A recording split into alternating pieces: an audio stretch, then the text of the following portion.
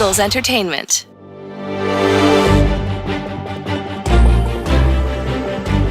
Hello, Eagles everywhere, and welcome to the Eagles Insider Podcast presented by Lincoln Financial Group. Eagles Insider Dave Spadaro with you, a special edition of our podcast as the Eagles announcing on Thursday that the NovaCare complex offices will be closed on Friday, March 13th. With me to begin the podcast, Eagles President Don Smolenski. And Don, you've got the statement in your hand. If you could read it, and then we can kind of go through exactly what it means. Sure. We have been closely monitoring developments related to the coronavirus, COVID-19, and taking actions recommended by the CDC, state and local health departments, our chief medical officer, and others. In accordance with that guidance and with the health and safety of our communities as a priority, the NovaCare complex and Lincoln Financial Field will be closing tomorrow, March 13th. Our staff, with limited exceptions, have been instructed to work from home. We are continuing our preparation for the 2020 season, including free agency and the draft, and will monitor developments as more information becomes available.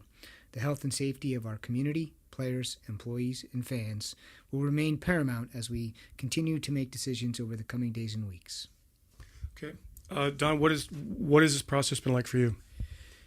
It's been a fluid situation, one that has, where conditions have changed fairly quickly, and I think, everyone is trying to make good decisions, and with the safety of the larger community, the broader community in mind.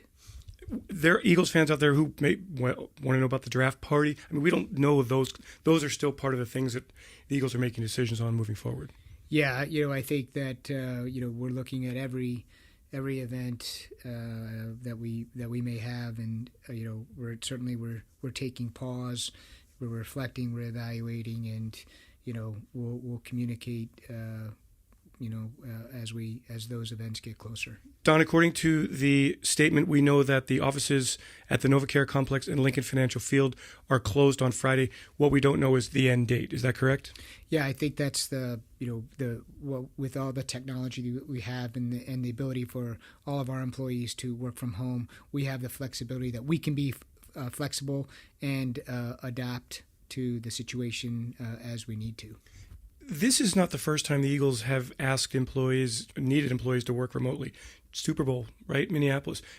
In retrospect, was that a good training ground, a good testing ground for this? Yeah, in some respects, I think both in the 2017 when the team stayed out in California for a week, they were working remotely, which was a test for the Super Bowl, which had us well prepared for that. And in hindsight, certainly both of those incidents prepared us for where we are today. And then Don, the other question fans want to know. I mean, the league is certainly monitoring all this. No decision as we speak right now at 2:30 here on Thursday afternoon about the NFL's annual meeting, about the draft, about the start of free agency, correct? Correct. Okay. Yes. So what will you be doing now for the next little while here? What's your work situation going to be like? Are you going to be at NovaCare, or are you going to be at home? Yeah, I will be here. My responsibility is for all of our staff and all that we have going on, and communicating with all of them, and just kind of keeping everybody together, and just making sure we're doing what we need to do to prepare for the 2020 season and all that we have that lies ahead of us. Finally, Don, how do you feel about the way the organization worked together, came up with this plan very quickly, communicated the message very clearly? Crisis management is an important part of what the Eagles are doing here as a group. Yeah, I think that's one of the benefits we have of working together so closely for so long, is that the channels and lines of communication are open. Coach Jeffrey, Howie, myself, Aileen, and so many others have just really stepped right in to communicate and and express all of the various things that we need to think about as we've prepared for the situation. And I think that we've always been concerned about doing the right thing for the community, our fans, employees, players, coaches, staff, everybody, and that sort of helped to just flush everything out, and everybody throughout the organization has been super supportive, super cooperative, and very helpful, and really it has been a true team effort to make this happen. And I'm confident in the situation that we have, the setup that we have for everybody, and I think just as another example of all of us working together to do what's best for the organization. All right, Don, thank you very much. I'm going to head up to Howie Roseman's office and find out from the football side how they are handling this situation. Thanks so much. Thanks, Dave. Howie, how does this impact, what you guys are doing? How prepared do you feel the personnel staff is to get ready for free agency and then the draft? We've spent the whole season really preparing for this offseason. The preparation for the draft really starts last May, and the same for free agency. So that's our job. We have the technology is so great. Our IT, our video department does such a great job that we're really able to work from anywhere. And some of us will still have the opportunity to be here. Our primary goal is the health and safety of our community, our fans, our players, and of course our staff. And so for us, just not having as many people in the building allows us to keep it the safest possible environment that we possibly can, so that the players who are here rehabbing and working out are in an environment where they feel like they can come in here in a time of uncertainty. So that was the next question. Players who are receiving treatment from the athletic training staff still able to do that? Are players still able to get conditioning in if they want to? Yeah, sure. Obviously, it's a dead period, so that's on their own accord. If they decide to come in here, this is a place they can come. They can work out. They can get their rehab in, and we just want to make sure that at this point in time that we're limiting the exposures for the amount of people that we have in this organization. And the decision for the to take coaches off the road, Howie, how did that decision come about for the pro days? Well, both the coaches and scouting staff are off the road at this point, and I think for us, again, obviously we want to have the best possible football team we can in 2020, and we're still preparing for that and watching a lot of tape and getting on the phone and talking to our contacts around the country. But at the same time, the health and safety of everyone in this organization is our biggest priority. And we want to make sure that everyone's comfortable and able to take care of their families. And just in this uncertain period of time, we're obviously just monitoring the developments and listening to the experts in this field. And so, that we're still preparing for the 2020 league year and the 2020 draft, and we're still working hard on that. At the same time, want to be smart about it. Okay, so we've heard from Eagles President Don Smolenski. We've heard from Howie Roseman, Eagles General Manager. Now let's turn it over to the players and the coaches. First up, safety Rodney McLeod, scheduled to be an unrestricted free agent on March 18th. How does he approach this, both from a personal level and from a professional level? I caught up with Rodney in the athletic training room for a little conversation. Rodney, how does all of this coronavirus, how has it impacted your life?